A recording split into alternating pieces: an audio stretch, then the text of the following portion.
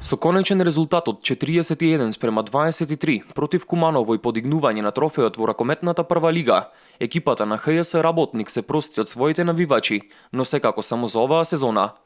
Тимот кој го предводат големите имиња на македонскиот ракомет, Иван Марковски и Александар Зарков, повторно се прикажа во најдобро светло на последниот надпревар на домашен терен за годинава.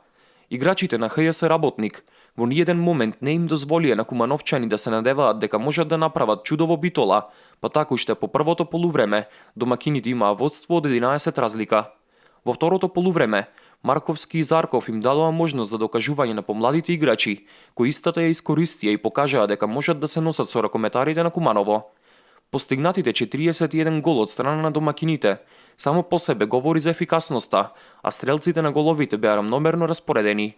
Најефикасен беше Трајковски со 6, по 5 голови постигнаа Каковски, Митков и Пуплиевски, додека Марковски и Илиевски постигнаа по 4 погодоци.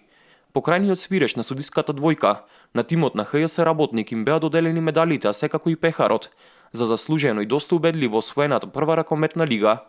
Битолчани веќе ги започнаа и подготовките за Суперлигата, со веќе донесени 2 засилувања, а се очекува и во текот на летниот период да пристигнат уште неколку нови играчи во тимот, со што би биле поконкурентни во наредната сезона.